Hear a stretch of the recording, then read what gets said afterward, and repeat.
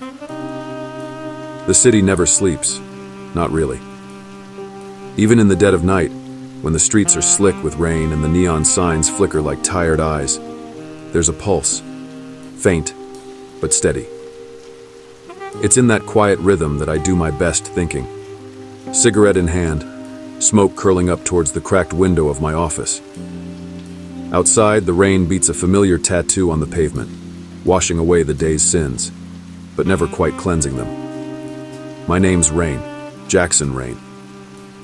I've walked these streets for longer than I care to admit, chasing shadows and piecing together the remnants of lives torn apart by the darker side of human nature. Tonight, though, the shadows seem darker, the rain colder. It's one of those nights when the past comes calling, and you're left with nothing but the ghosts of cases you never managed to put to rest. In the summer of 1961, Tacoma was a different place. Quiet, peaceful, a good place to raise a family, or so they said. But all that changed one night in August when an 8-year-old girl named Anne Marie Burr vanished from her bed. No one saw anything. No one heard anything. She was just gone. It was a case that gripped the city, turning every father into a vigilante and every mother into a sentry, watching over their children with newfound fear.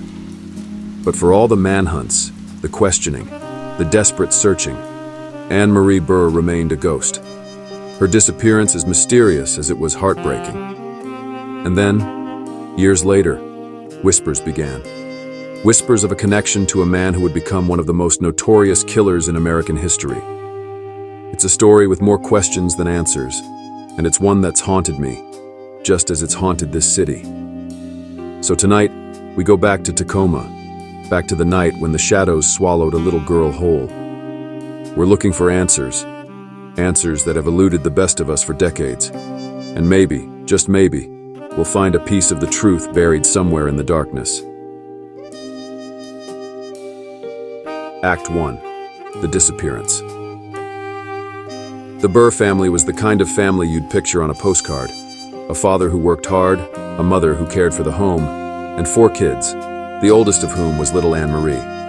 They lived in a modest house on North 14th Street in Tacoma, a place where the lawn was always mowed and the curtains always neatly drawn. It was a home filled with the usual chaos of kids. Laughter, arguments, the sound of footsteps running up and down the stairs. August 31st, 1961, started like any other day in the Burr household. The summer was winding down, and school was just around the corner. Anne Marie, 8 years old, with blonde hair and a smile that could light up a room, spent the day playing with her siblings and friends in the neighborhood. Nothing out of the ordinary. Nothing that would hint at the darkness that would soon descend on this quiet family. That night, the Burrs followed their usual routine. The kids were put to bed, each in their own room. Anne Marie shared a room with her younger sister, but by all accounts, nothing seemed out of place. The house was locked up tight, and the family settled in for the night, unaware that it would be the last time they would see Anne Marie. Sometime in the early hours of the morning, something happened. A disturbance, a creak in the night, something that might have gone unnoticed, lost in the usual sounds of a sleeping house. But by the time the sun began to rise on September 1st, Anne Marie was gone. Her mother was the first to notice. She went to check on the girls and found Anne Marie's bed empty, the sheets neatly pulled back as if she had simply gotten up and left. Panic set in quickly. The front door was unlocked, and the small stool Anne Marie used to reach things was found in the living room, suggesting she might have unlocked the door herself. But there was no sign of her, no note, no clue as to where she could have gone. The Burrs searched the house, the yard, and the surrounding streets, calling her name, hoping to find her playing outside or hiding somewhere. But there was nothing. It was as if she had vanished into thin air. By the time the police arrived, the neighborhood was already on high alert. Word spread quickly, and soon the quiet streets of Tacoma were filled with officers, volunteers, and concerned neighbors, all combing the area for any sign of the little girl. But as the hours passed, hope began to wane. There were no witnesses, no leads, nothing to go on. Just the cold, hard fact that a child had disappeared in the middle of the night, and no one had seen a thing. The Burrs were questioned extensively, their home searched top to bottom, but nothing pointed to what had happened or why. It was as if the darkness itself had swallowed Anne Marie whole, leaving only a grieving family and a community on edge in its wake. Act 2. The initial investigation.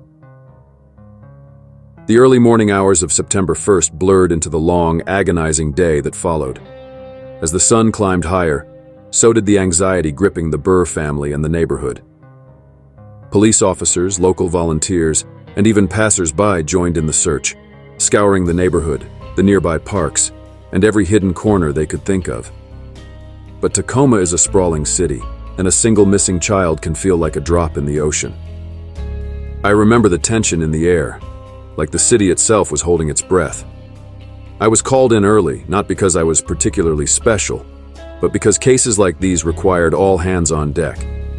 As soon as I stepped into the Burr household, I could feel the desperation thick in the air. Mrs. Burr, pale and trembling, clutched a handkerchief like it was her lifeline, while Mr. Burr tried to keep it together for the other kids. But the fear was there, in his eyes, the kind of fear that gnaws at your insides. The initial search was methodical, if not frantic. We started with the house, retracing every step Anne Marie could have taken. The door had been unlocked from the inside, but there were no signs of a struggle, no evidence that anyone had forced their way in. It was as if she'd simply walked out into the night, a sleepwalker drawn into the dark. I spoke with the neighbors, one after the other. They all said the same thing. They hadn't heard a thing, hadn't seen anything unusual. Tacoma was quiet that night, almost too quiet. It was the kind of night where the silence feels heavy, oppressive, like it's hiding something just out of sight. We canvassed the area, expanding our search with every passing hour. The nearby woods, the playgrounds, the alleys between houses, everywhere a child might go, or worse, be taken. But there was nothing. No footprints, no discarded clothing, no signs of struggle. Just empty streets and unanswered questions. The interviews with the Burr family were heart-wrenching.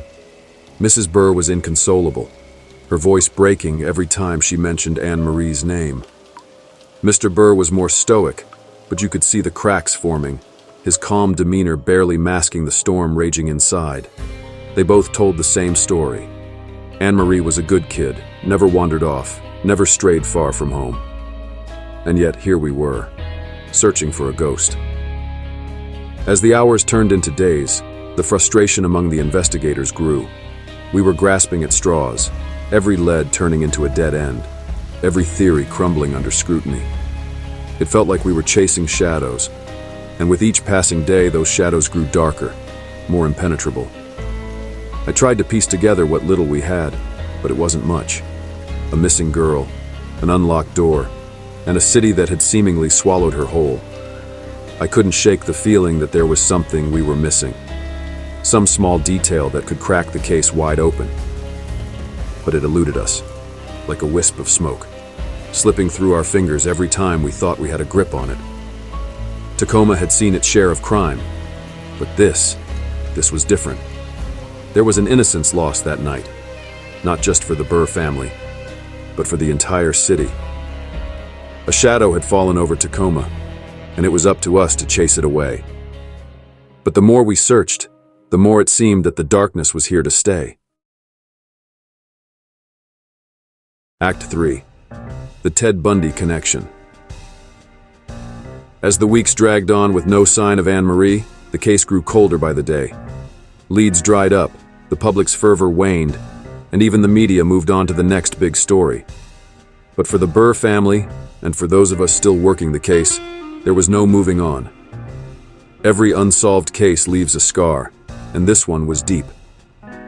Years later, a name began to surface in whispers and rumors: Ted Bundy. By the mid-1970s, Bundy's name had become synonymous with terror, a phantom that haunted the Pacific Northwest and beyond. He was the kind of monster you'd only read about in dime store novels, but here he was, all too real. And as his crimes came to light, I couldn't help but wonder if Bundy's darkness had touched Tacoma long before his name became infamous. Bundy grew up in Tacoma, not far from where the Burr family lived. At the time of Anne Marie's disappearance in 1961, Bundy was just a teenager, 14 years old. But even then, there were signs, small, disturbing signs, that something was off. Bundy had a reputation as an odd kid, distant, prone to mood swings, with a fascination for the macabre. It wasn't much to go on, but it was enough to make me wonder. Theories started to build in my mind. Could a young Ted Bundy have been responsible for Anne Marie's disappearance? The timeline fit, and Bundy had the opportunity, even the motive, twisted as it might be. But I couldn't ignore the voices that dismissed it as a stretch, a desperate attempt to tie a horrific crime to a known killer in hopes of finding some semblance of closure. I've spent countless nights sifting through the details, trying to make sense of it all. On the surface, the connections seemed tenuous at best. Bundy was just a boy at the time, and while his later crimes were heinous beyond belief, could he really have started so young? And yet, the more I thought about it, the less certain I became. Evil doesn't simply appear one day, fully formed. It grows, festers, and maybe, just maybe, it began to take root in that quiet Tacoma neighborhood all those years ago. There were inconsistencies, of course. The lack of physical evidence linking Bundy to the scene, the fact that no one had ever reported seeing him near the Burr house, the idea that a 14-year-old could carry out such a calculated abduction without leaving a trace. But there were also the things that nagged at the back of my mind, the small details that didn't quite add up, the feeling that there was something I was missing. I've always followed certain rules in my investigations. Trust the evidence, but also trust your instincts, and never dismiss a theory without giving it a fair shake. So I kept at it, going over the case files, comparing them to Bundy's known patterns, searching for that one piece of the puzzle that would make everything click. But the truth is, I never found it. The connection to Bundy remained just that, a connection, unproven and speculative. Some would say it's all we'll ever have, that the real story behind Anne Marie's disappearance died with Bundy in the electric chair. Others, like me, aren't so sure. I keep looking, keep searching for that one missing piece, hoping against hope that someday I'll find it. In the end, whether Bundy was involved or not, the possibility haunts me. It's the kind of thing that keeps you up at night, staring at the ceiling, wondering what could have been done differently, what clues I might have missed. And in this line of work, those thoughts are always there, lurking in the shadows, just like the man who might have taken Anne Marie Burr. Act 4. The Cold Case.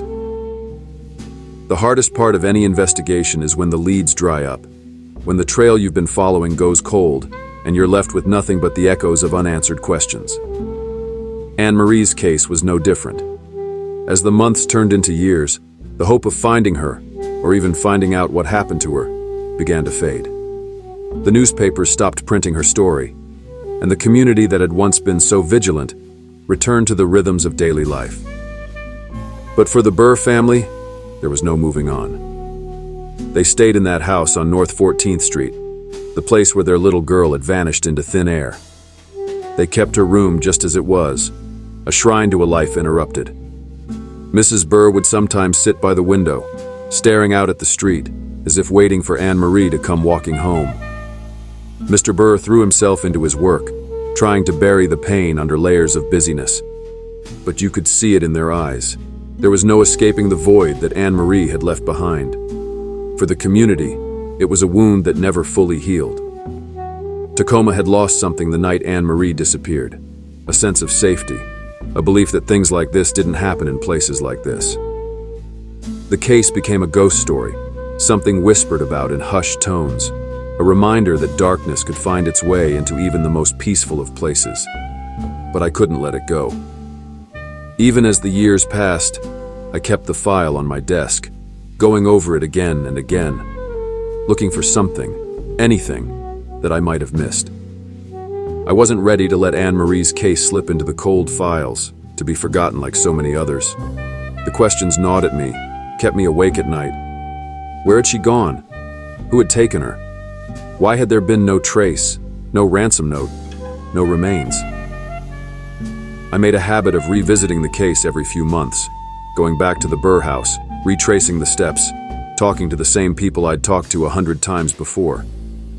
The Burrs appreciated it, I think, even if they knew, deep down, that I didn't have any more answers than they did. They clung to that thin thread of hope that somehow, someday, Anne Marie would come back to them. And I couldn't bring myself to cut that thread, no matter how frayed it had become.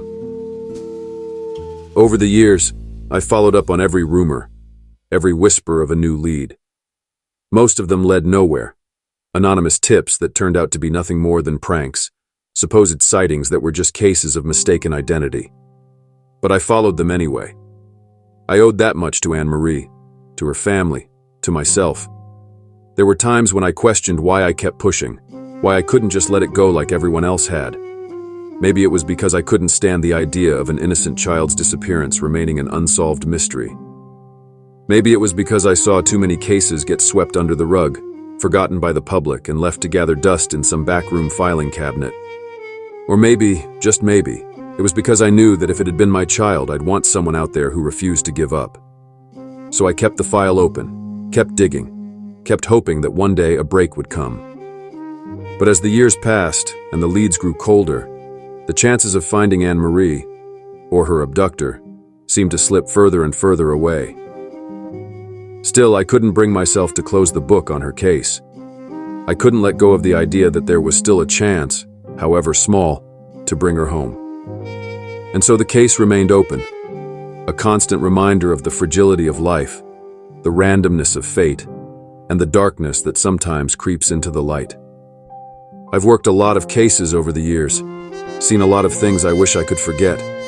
But Anne Marie Burr's disappearance, that one stayed with me, like a weight I couldn't shake, a shadow that followed me wherever I went. Act 5. New evidence and theories. Years passed, and the world moved on. But the case of Anne Marie Burr never truly left my mind. It lingered there like an unsolved puzzle, one that refused to be completed no matter how many times I rearranged the pieces. I wasn't the only one who felt that way. Every now and then, a new theory would emerge, a fresh perspective on what might have happened that night in 1961. As time went on, those theories started to pick up steam again. Some pointed to other missing persons cases from around the same time, suggesting that Anne Marie's disappearance might be connected to a larger pattern, one that stretched beyond Tacoma. There were whispers about a string of unsolved cases, all involving young girls, all with the same eerie lack of evidence. It was the kind of thing that made you wonder if we were dealing with more than just a random act of violence, if there was something far darker at play. Then, there were those who revisited the Ted Bundy Connection. Some believed that Bundy, who had been long dead by then, might still hold the key to solving the mystery. His known victims, his pattern of behavior, his proximity to Tacoma at the time. It all seemed to line up, even if the evidence was circumstantial at best. Over the years, I found myself revisiting the possibility more than once, looking at it from different angles, hoping to find something that might tip the scales in one direction or another. But what really reignited interest in the case was the re-examination of old clues with new technology. DNA analysis, forensic advancements, things we didn't have back in 1961. There was talk of revisiting old evidence, of combing through the case files with fresh eyes, looking for something that might have been overlooked. I remember the day I got the call. A cold case unit had decided to take another look at Anne Marie's case, armed with the latest tools and techniques. It felt like a glimmer of hope, like maybe, just maybe, we'd finally get some answers. But as they sifted through the evidence, tested samples, and interviewed anyone still around who might have known something, that hope started to fade. There wasn't much left to go on. Time had eroded whatever traces might have been there. And while the new technology was impressive, it couldn't conjure evidence out of thin air. Still, there were moments, small, fleeting moments, when I thought we might be on the verge of a breakthrough. But each time, it turned out to be nothing more than a mirage, an illusion that vanished as quickly as it appeared. In the end, we were left with the same questions we started with, the same gnawing sense of incompletion. I couldn't shake the feeling that the answers were out there, just beyond reach, hidden in some dark corner that we hadn't yet uncovered. But the truth is, there comes a point where you have to accept that some mysteries might never be solved, no matter how hard you try. Anne Marie Burr's disappearance is one of those cases that stays with you, that haunts you long after you've filed it away. I've spent more hours than I care to admit thinking about what happened that night, replaying the possibilities over and over in my mind. And in the end, I'm left with more questions than answers.